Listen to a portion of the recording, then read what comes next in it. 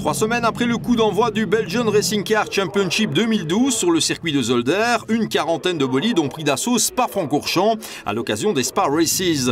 Un format identique et désormais traditionnel avec 2 sprints de 30 minutes et une endurance de 3 heures, le tout en une seule et même journée.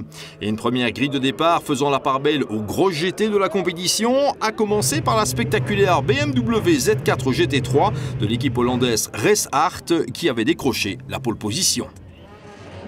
Et dès le départ, le Hollandais Roger Grauwels se faisait parler la puissance et la modernité de sa belle bavaroise pour d'emblée prendre le meilleur sur le reste de la meute.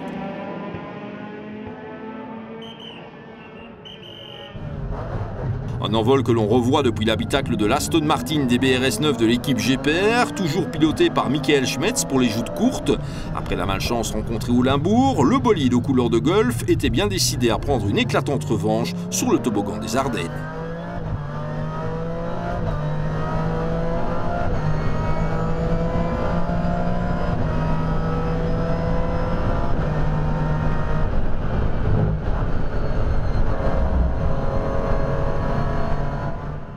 Rapidement, la cause semblait entendue pour la victoire, la BMW Z4 Race Art se ménageant une poignée de secondes d'avance que Roger Grauwels allait gérer sans l'ombre d'un problème durant la demi-heure de course. Tout l'intérêt de la première short race du week-end résidait dès lors dans le duel pour la deuxième place, opposant l'Aston Martin DBRS 9 GPR de Schmetz à la Ferrari F430 Scuderia Monza de Frank Thiers, première lauréate de l'histoire du BRCC à Zolder. La belle Aston finissait néanmoins par prendre l'avantage pour mieux se lancer à la poursuite de la BMW Z4 GT3 de Roger Grauwels. Hélas, une fois encore, la belle aventure s'arrêtait avant le terme de la joute pour Michael Schmetz, la DBRS 9 s'immobilisant dans le dernier tour, conséquence d'un bris de cardan. C'est plutôt pas mal, le cardan casse dans le tout dernier tour, la deuxième partie du dernier tour. Malheureusement impossible de passer la ligne, donc on prend aucun point. La performance était là, forte dégradation des pneus, ce qui n'était évidemment pas très bon augure pour ce soir, mais on n'aura pas le temps de le vérifier. Débarrassée de l'ultime danger représenté par l'Aston Martin, la BMW Race Art pouvait se laisser glisser jusqu'à la ligne d'arrivée et remporter une victoire que l'on peut qualifier de logique. Pour nous, le plus important est d'accumuler les kilomètres en vue des 24 heures de Spa-Francorchamps. Nous devons encore bien régler la voiture. Ici, il suffisait de mettre les gaz et on s'est vraiment bien amusé. Derrière la BMW, la Ferrari de Frank Thiers réalisait une nouvelle opération de choix dans l'optique du championnat sprint, compte tenu du fait que l'équipe hollandaise ne prendra pas part à l'intégralité du BRCC. Voilà dès lors une deuxième place plutôt rémunératrice. C'était très bien et très rapide, une belle bagarre avec la BMW Z4, l'Aston et l'Audi. Je suis parvenu à remonter de la 6e à la 2e place et après une vingtaine de minutes de course, j'ai été contraint de laisser passer l'Aston Martin car mes pneus ne pouvaient plus suivre.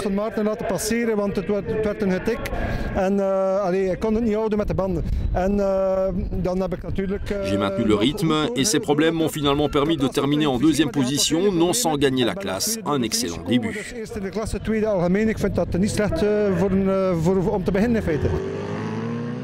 Pour compléter le podium, on retrouvait un Yves Weerts qui continue d'apprendre le maniement de la superbe Audi R8 LMS WRT, toujours gérée par l'équipe de la Racing. Sans prendre tous les risques, le copropriétaire du team enregistrait un top 3 de très belle facture. J'avais prêt tout mon départ, j'étais en 2e position je pense, mais j'ai dû freiner sinon Damien m'accrochait mon pare-choc. Alors à la reprise après la source, j'ai la Ferrari à ma main droite et une autre Porsche à ma main gauche. La Ferrari à ma main droite n'a pas vu que j'avais une Porsche à gauche, donc j'ai dû relâcher un peu. Et donc finalement je me suis retrouvé 5e en haut du rayon et puis je suis remonté à la 3e place. Pointant un moment devant l'Audi, Damien Koen se plaçait finalement la Porsche 911 GT3 RS Pro Speed au 4e rang après avoir commis une petite erreur. Et derrière la Porsche à voie large, on retrouvait les modèles à voie étroite, dont le second bolide du Team Pro Speed, la GT3 Cup de Didier Grandjean, de plus en plus à l'aise. Disposant d'une Porsche 911 GT3 Cup ex-Level Racing, plus récente que le bolide utilisé à Zolder, la Scuderia Kaira se débattait néanmoins dès le début de ce week-end avec un bolide au réglage approximatif, ce qui renvoyait Édouard Mondron au 6e rang.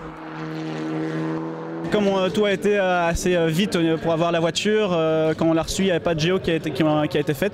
Donc hier, on a vraiment durci la voiture au maximum parce qu'on trouvait que ça allait pas, elle était trop souple. Et en fait, il s'est avéré qu'on a été dans le mauvais sens et que la voiture est beaucoup trop dure pour Spa. Donc après 10 minutes, je n'arrivais plus à tenir la voiture et je me suis bien amusé avec Damien. Ça m'a fait un bon entraînement sur la défense. Mais dans le dernier tour, la 60, je ne sais pas qui conduisait, mais les pneus c'était à la ramasse, le raidillon et le raccordement, j'étais en travers. Donc c'était trop de risques que de le laisser passer. Donc voilà. Du côté des silhouettes, la Kia Proceed Chad Racing de Jan Dockrell était prête à remettre le couvert, mais en bris de cardan à 2 tours de l'arrivée, immobilisait le bolide dans la chicane bus stop, le contraignant à l'abandon. Une Kia Chad Racing pouvant en cacher une autre, c'est Christopher Dockrell, le fils de Jan, qui surgissait pour remporter la victoire dans le classement des silhouettes. Vainqueur en silhouette Pro Evo, le cadet des Dockrell devançait la solution F à carrosserie de BMW, pilotée par Franck Radet, qui s'offrait de son côté la catégorie silhouette Pro. Très belle prestation également de Jean-Pierre Lequeux au volant de la Ginetta G50 Prime Racing qui s'imposait en GT Light. Apparition remarquée également du français Jérôme Demey au volant de la très belle Aston Martin Vantage GT4 qui prenait la médaille d'argent en GT Light. En tourisme, il n'y en a eu que pour la Seat Leon WTCC à Surcar de Pierre-Yves Rozou, du moins jusqu'au dernier tour. Un problème d'essence empêchait en effet la 55 de concrétiser. Il n'en fallait pas plus à l'équipe luxembourgeoise Duo Racing pour surgir avec sa BMW M3 E46, pilotée par Frédéric Schmitt, qui s'imposait en tourisme. En tourisme pro, l'histoire était la même, avec la domination de la Seat Leon Supercopa Claret Sport du français Mathieu Cherouy, avant une crevaison qui lui coûtait la victoire.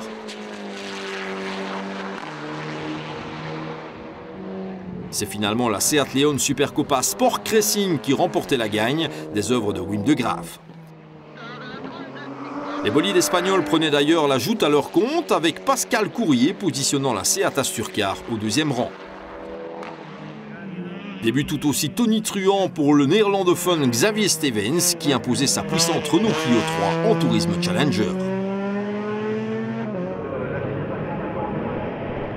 On prend les mêmes et on recommence en inversant le top 8 de la Short Race 1 pour former la grille de départ de l'acte 2, de quoi offrir la pole à la Ginetta G50 Prime Racing de Jean-Pierre Lequeux, tandis que la Seat Leon WTCC de Pierre Piron et l'Aston Martin DBRS 9 de Michael Schmetz s'est lancé depuis la pit lane, ce qui était mieux que la Kia de Christopher Dockrell, coincée dans son stand en raison d'un souci de fixation de siège.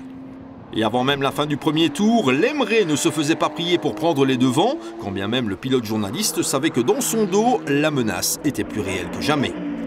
Et cette menace, elle prenait la forme de l'Audi R8 LMS WRT by de la Racing, piloté pour cette deuxième short race par un certain Christopher Haas, officiel Audi Sport de son état. L'Allemand ne se faisait pas prier pour déborder la Porsche de Lemray et s'envoler vers une victoire ne souffrant d'aucune contestation. Certes, la présence de Haas dans une épreuve du BRCC a pu en surprendre plus d'un, mais n'oublions pas que dans 1 mois et demi, ce même circuit de Spa-Francorchamps accueillera un double tour d'horloge qui s'annonce explosif et qu'Audi Sport tient bien sûr à préparer de la meilleure des façons. Ok, nous avons gagné. Je dois reconnaître que nous avions une toute bonne voiture. Ce n'était certes pas la course la plus difficile de ma vie, mais au bout du compte, chaque compétition, il faut pouvoir la gagner. Le team a fait un super boulot, nos pneus Michelin fonctionnent très bien, c'est donc une victoire logique. Derrière l'Audi R8 LMS, Fred Bouvy a déboulé au volant de la Porsche 911 GT3 RS Pro Speed, rappelant à tous qu'il reste l'une des références du circuit en Belgique. Mais contre une GT3 de la dernière génération, qui plus est conduite par un pilote officiel, le Bruxellois ne pouvait logiquement rien faire. Cette médaille d'argent lui permet néanmoins de pointer seul en tête au championnat.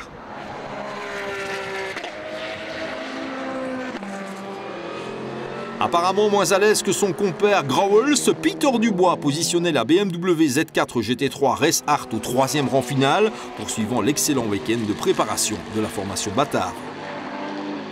Quant à Stéphane Lemray, il a tiré le maximum de la Porsche 911 GT3 Cup Scuderia Kaira, qui doit encore évoluer. Il achevait la joute au 4e rang final.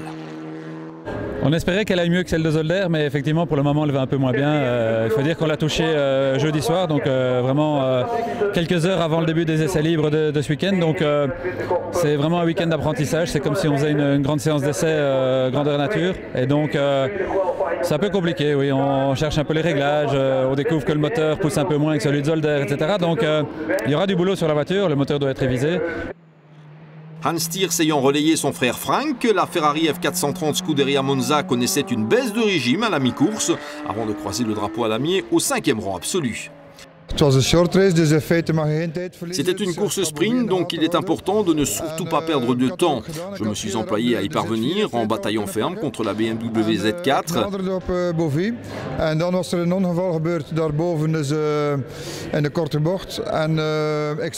Je me suis rapproché de Bouvy, mais un accident s'est produit devant nous et j'ai vu Bouvy déraper sur de l'huile. Je suis moi-même parti à la faute sur cette huile et j'ai effectué un tête à queue. Ensuite, je suis reparti calmement et j'ai assuré la place. Point de salut par contre pour l'Aston Martin DBRS 9 GPR de Michael Schmetz, victime cette fois de ratés moteurs qui mettaient un terme définitif à son week-end.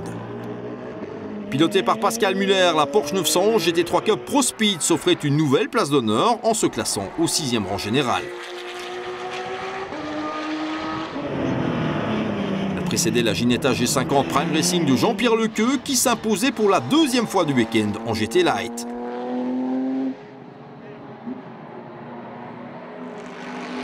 Nettement moins de chance pour la seconde Ginetta G50 du peloton, celle de la formation Asturcar, victime d'un crash retentissant avec Jean-Christophe Montant au volant et une fin de week-end précipitée pour le bolide. Privé des Kia Proceed du Tchad Racing, la solution F à carrosserie BMW de Pascal Nielsengrad héritait de la victoire dans le clan des silhouettes, s'imposant également en silhouette pro.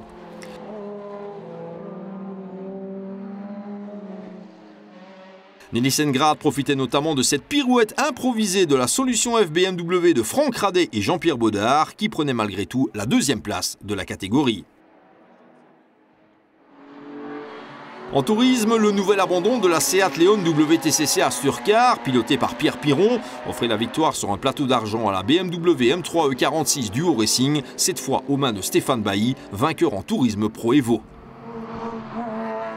Les ultimes lauréats de classe, c'était la Seat Leon Supercopa Asturcar de Roberto Nalle, lauréate en tourisme pro, qui réalisait une bonne affaire au championnat, mais aussi la Renault Clio 3 de Xavier Stevens, une fois encore inabordable en tourisme Challenger. Au terme de ces 2 short races spadoises, tout ce petit monde pouvait laisser éclater sa joie sur le podium, en conservant à l'esprit qu'une poignée d'heures plus tard, c'est une long race de 180 minutes qui attendait la communauté du BRCC.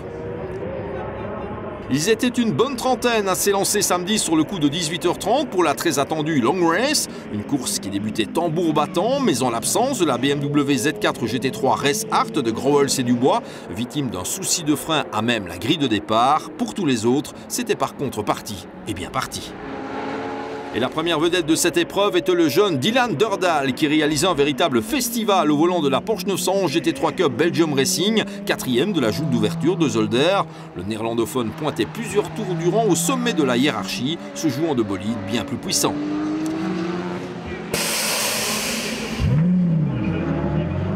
Le jeune Derdal était relayé en tête de la course par un Ivo Hertz domptant avec toujours plus d'aisance l'Audi R8 LMS WRT by Delahaye, se portant candidat à un doublé après sa victoire de Zolder.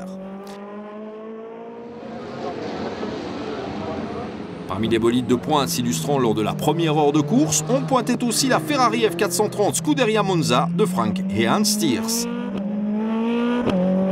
Quant à Steve Van Meningen, il s'invitait à la fête au volant de la GC10 V8 BMW 1M de la famille Gomez, silhouette partagée avec Sarah Bovy et Freddy Poletto, et force est de reconnaître que le pilote néerlandophone prenait du plaisir en étant omniprésent dans le peloton de tête.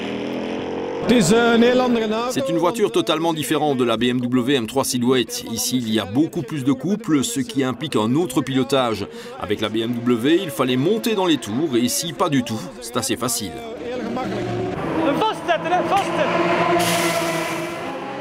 Autre bolide remarquable, la Chrysler Viper GTSR, engagée par le DVB Racing pour Wim Lumbeek, Werner Monens et Bert Redant, qui remontait en force après s'être élancé depuis la 17e place sur la grille de départ. Ultime nouveau venu de Renault, Bert Longin prenait de son côté le volant de cette Porsche 911 GT3 Cup Mixed Racing, partagé avec Dirk Van Elslander. Le premier fait de course majeur allait provoquer la perte de l'équipe GC Automobile des frères Gomez. Après un crash sévère le vendredi, l'équipe française était rentrée à son atelier pour aller chercher une voiture de remplacement, à carrosserie de Sirocco cette fois, et le sort de s'acharner. Voilà, donc une fin de course malheureusement un peu rapide. Visiblement rupture sur la voiture, je sais pas, sur l'arrière je pense. Avant même que je prenne les freins, l'auto a braqué toute seule et j'ai percuté la Clio qui était à ma gauche. Bon, voilà, fin de l'histoire. L'auto très endommagée visiblement, donc voilà. Bon, j'ai malheureusement sale week-end, quoi. C'est la deuxième voiture qu'on éclate, qu'on pulvérise intégralement.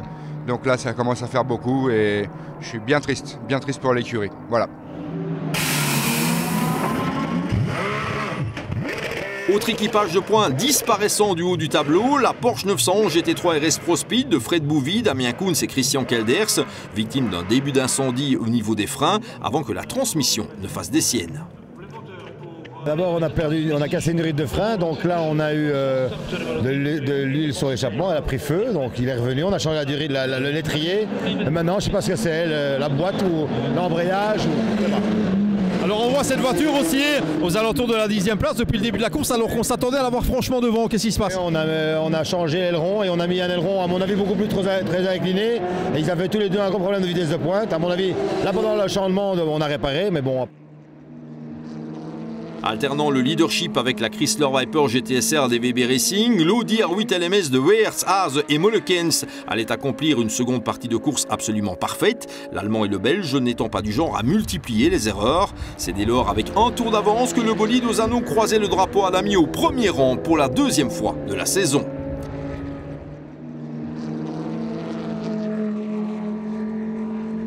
Voilà, on n'a pas encore regardé les dates parce que ce n'était pas l'idée de faire le championnat. Comme vous savez, la première course, on l'a faite parce que c'est une question de licence. Et puis la seconde, parce que c'était Francorchamps et qu'on était ici, donc ça se mettait bien. Maintenant, on va regarder les autres dates par rapport à ce qui est possible. En tous les cas, c'est un chouette championnat, une bonne ambiance, comme on le voit ici aussi, à la remise des prix, tout, c'est bien sympathique. Derrière l'Audi, c'est finalement la Ferrari F430 Scuderia Monza des frères Thiers qui faisait irruption. En dépit d'un stop and go, les frangins originaires de la côte belge cueillaient une deuxième place logique, mais aussi la victoire en GT Pro. Longtemps, on a cru que la Porsche de Dylan et Patrick Dordal serait en mesure de compléter le podium final. Hélas, un souci de boîte en fin de parcours empêchait le père et le fils de concrétiser, leur bolide s'immobilisant même une fois la ligne d'arrivée franchie. We hebben van de 14e plaats naar de eerste plaats gegaan. Nous sommes passés de la 14e à la première place et j'ai continué à attaquer. Papa est malheureusement parti à la faute sur de l'huile, mais sans conséquence. Au cours du dernier quart d'heure de course, nous avons rencontré des problèmes avec la boîte, toujours plus importants. Dans le dernier tour, j'étais bloqué en 6e, je ne parvenais pas à rétrograder et tout s'est coupé après le dernier virage. Cela s'est donc joué pour quelques centaines de mètres. Niks meer. Ik kwam hier uit de laatste bocht en kreeg hem naast sprint en op 1,5 meter over de finish gereden. La Porsche 99 en difficulté, c'est la Chrysler Viper GTSR DVB Racing qui se retrouvait au 3e rang, une bonne décennie après les victoires de ce bolide aux 24 heures de Spa. On est passé à côté de nos qualifications car nous avons joué de malchance dans le choix des pneus. En fait, on n'avait jamais les bonnes enveloppes par rapport à la météo. Il était donc difficile de bien régler la voiture dans ces conditions. Nous avons tenté de maintenir un rythme assez élevé depuis le début et la chance nous a souri au départ. Certains de nos adversaires ont rencontré des soucis et nous avons fini sur le podium.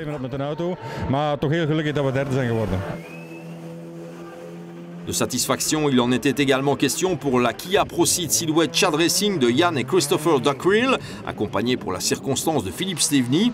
En clôturant le top 5 final, le team britannique remportait non seulement sa catégorie, mais prenait aussi la tête du championnat.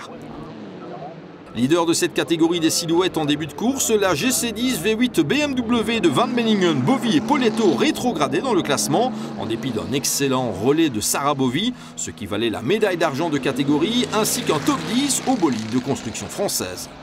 On a la confirmation que la voiture a un potentiel terrible. Ici, on est arrivé encore une fois en dernière minute. Il a fallu faire de bonnes performances avec ce qu'on avait. Steve a été juste parfait dans son premier relais, il a fait exactement ce qu'il fallait, il fait toute la course en 4e position régulière. Après on a Freddy qui monte dans la voiture. On savait que ça allait être difficile, il n'a pas assez d'expérience, mais il est venu et il l'a fait et il a ramené la voiture au stand, c'est tout ce qu'on lui demandait de faire. Après ça, moi je suis reparti avec pour objectif de mettre full flat et de remonter un maximum. Et je suis contente parce que finalement, je ne pouvais pas remonter plus que ça. Comme on pouvait s'y attendre sur une telle distance, les Porsche Cup ont monopolisé les places d'honneur avec en 6e rang pour la 60 de Grandjean, Muller et Mattheus. Elle précédait le modèle similaire de Bert Longin et Dirk Van Elslander sous les couleurs du Mext Racing qui échoua à quelques secondes à peine de la 60. Excellente prestation également pour Nicolas Léonard et Michael Albert sur la Porsche 911 GT3 Cup du Team Allure de Jean-François Olivier. La 34 finissait sur les talons des deux bolides similaires la précédent, mais remportait la catégorie GTC. Et dans le classement GTC, la Porsche 34 devançait allègrement la GT3 Yokohama Sky Limit 13 de Van Aren, Vermeuren et Van Oudenhoff. Déception également dans les rangs de la Scuderia Kaira, la Porsche de Lemray, Mondron et du revenant Thierry Van Dalen devant se contenter d'un top 10 général après s'être servi de cette épreuve comme d'une grosse séance d'entraînement. Les mines étaient par contre nettement plus réjouies du côté du Prime Racing, Jean-Pierre Lequeux et Jean-Marc Hubereken effectuant un parcours sans faute avec la Ginetta G50, ce qui leur permettait de l'emporter en GT Light. En tourisme, c'est la Seat Leon Claret Racing de Marquez et Sherwood qui émergeait, l'emportant au général, mais aussi dans la classe Tourisme Pro. Le bolide espagnol précédait la 38 de l'équipe Asturcar, brillamment pilotée par Pascal Courrier et Roberto Nalle. Quant au vainqueur de Zolder, la Seat Leon Supercopa Team Allure de Nicolas Jussy et Jean-François Olivier, elle échouait cette fois sur la plus petite marge du podium après avoir rencontré des soucis au niveau de la boîte de vitesse. En tourisme Pro Evo, c'est la BMW M3 E46 Duo Racing de Schmitt, Bailly et Dumont qui s'imposait au bout des 3 heures de course. Reste le cas du tourisme Challenger qui tombait une fois encore dans l'escarcelle de Xavier Stevens et sa super Clio verte. Derrière l'imbattable Clio, on retrouvait l'Opel Astra Coupé de Guy Katzers et Michel Plainevaux qui concédaient néanmoins 6 tours à la française. À l'issue de ce deuxième round de BRCC, la nouvelle compétition nationale chapeautée par Chronos semble définitivement sur des rails. L'ambiance qui est excellente et le peloton devrait encore s'étoffer à l'avenir. Des nouvelles voitures ce week-end, des nouvelles têtes, encore une belle bagarre à tous les étages, un peu plus d'écart entre la première et la deuxième, mais il y avait un pilote un peu trop rapide, il faut qu'on y pense pour la suite du championnat de ce côté-là, mais une belle bagarre, plus de voitures effectivement, vous l'avez dit, on est assez content, une bonne ambiance, vraiment un temps, on a eu de la chance aussi avec la météo, donc pas mal. Pas mal, on a vu des silhouettes dans le coup, on a vu cette ancienne Chrysler Viper qui revient, qui finit sur le podium, c'est le but recherché. Le but recherché, c'est d'essayer d'avoir un maximum de voitures différentes, de catégories différentes qui se battent toutes ensemble. Je pense qu'on n'est pas loin du but, il y a encore des choses à faire, améliorer au niveau technique, au niveau organisation, mais je pense qu'on a encore fait un pas au niveau organisation. Je trouve que nos équipes ont beaucoup et bien travaillé, il y avait beaucoup de stop and go et tout, mais il y a des règles à respecter, ça fait partie du jeu. Je pense qu'il faut quand même s'amuser, mais dans la sécurité. Le rendez-vous est pris le premier week-end de juillet sur ce même circuit de Spa-Francorchamps dans le cadre des très attendus 3000 km Bitrophy.